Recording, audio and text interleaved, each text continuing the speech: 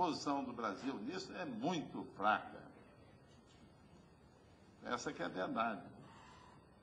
Aliás, numa discussão com a candidata Dilma Rousseff, ela perguntou ao presidente da Academia Brasileira de Ciências, o Marco Antônio Ralph era presidente da SBPC. Então, houve um almoço em que praticamente os três só que falaram. Havia um candidato a vice-presidente, que não disse nada, e também o presidente do PT, por razões, digamos, protocolares, também não disse nada. Então, ela perguntou, qual o problema grande que vocês veem aí? O Luiz Fernando me conhece, eu não perdi a oportunidade. Essa questão de lançamento de satélites no Brasil é uma vergonha. E o que está acontecendo? Nós estamos ficando imensamente para trás. A China hoje produz satélites, sei lá, 4 por ano ou por mês, vai acelerando. E tem os lançadores, e nós sabemos fazer satélite até certo ponto, mas em termos de lançadores, é um desastre. Então isso precisa ser corrigido. Isto resultou na palestra do Marco Antônio Ralph, que com um grande sorriso nos lábios, ele está sempre com um grande sorriso, falou coisas duras. Aliás, ele me acusa de ser hoje o dirigente por causa dessa conversa com a futura presidente. E quem entende do assunto aqui, tudo que eu estou dizendo, ele me contou durante esses últimos anos. Então, nós discutimos essa questão de satélites, e aí é interessante. Tem dá uma ideia boa de como é que funciona a China. É complexo, é muito complexo para ver. Porque dentro da Academia de Ciências existem uma centena de institutos, cada vez melhores, né? Em particular, um que trata da questão de satélites. Mas não é o único. Aí há outro órgão do governo, provavelmente ligado à defesa, como o meu antecessor na mesa colocou, que também trata. Então, isso é muito importante salientar. A Academia de Ciências da China, ela é feita no antigo modelo soviético. E, portanto, fazem parte da academia uma enorme quantidade de institutos, né, científico-tecnológicos cada vez melhores. Vai com o progresso na China.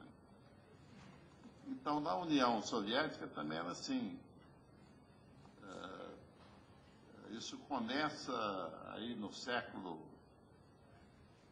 XVIII, por aí, na formação da Academia de Ciências na União Soviética, em que a ideia herdada por Pedro o Grande em visitas à Alemanha e à França, na época, de que era melhor, em vez de grandes universidades, ter institutos menores e de altíssima qualidade.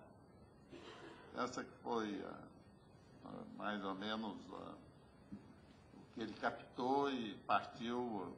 Ele não teve tempo de fazer, mas a mulher dele fez um pedaço e depois seguiu. Então é bem diferente do que acontece no Brasil. A Academia de Ciências do Brasil não tem instituto nenhum. Nem a americana, nem a francesa. Né? É um outro desenho. O que faz a Academia de Ciências é mobilizar os cientistas, né, para ações, inclusive estudos mais concretos, em benefício da sociedade e tudo mais, mas é uma mobilização.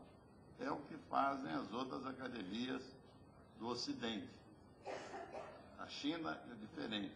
Ela explorou essa ideia de instituto de pesquisa e passou à Rússia.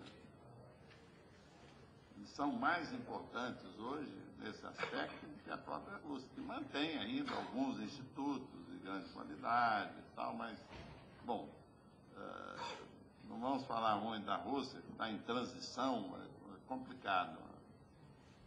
Bom, mas falamos também de nanociências, aí a gente equilibra o jogo, né?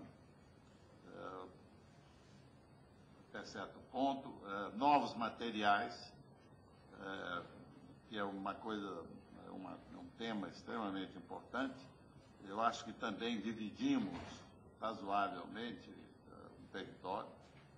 Bioenergias, muito mais o Brasil do que a China. Produção de alimentos, idem.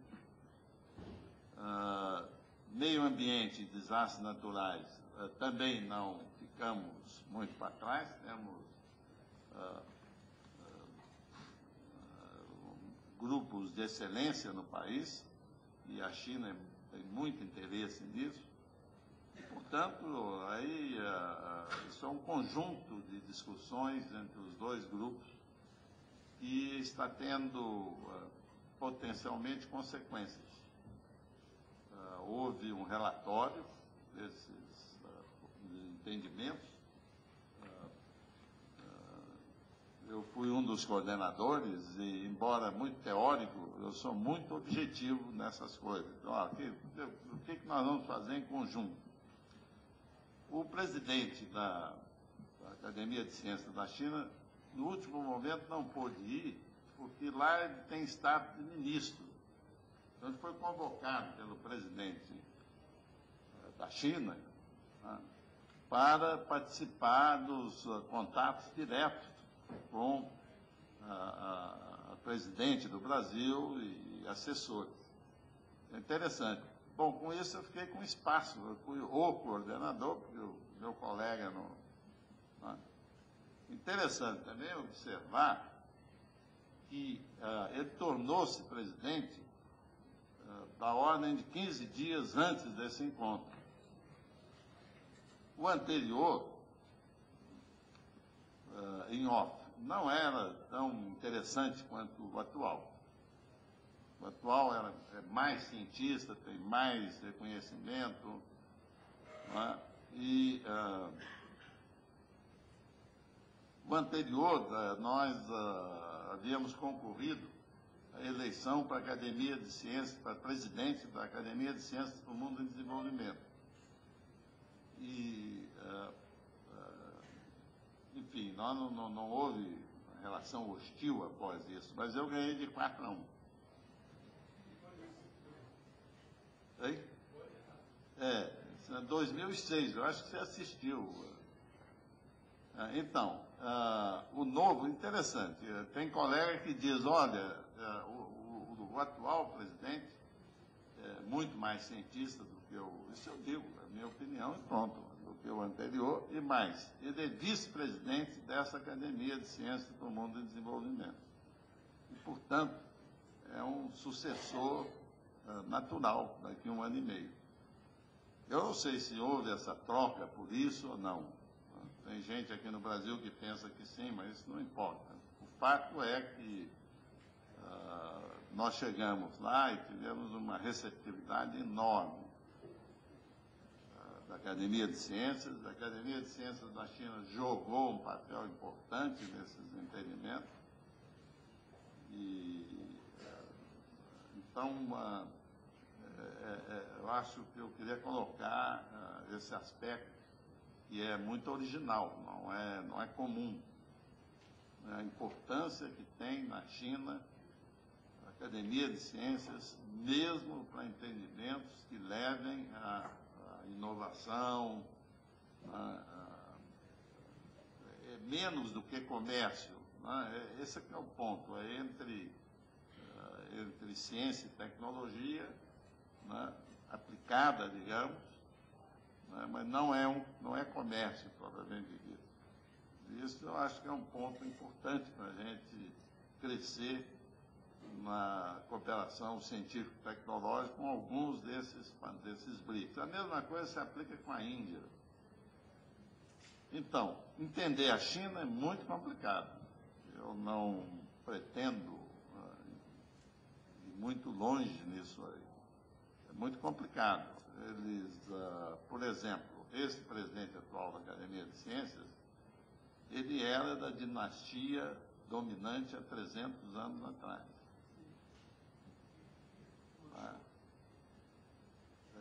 O nome dele é Chulinbai.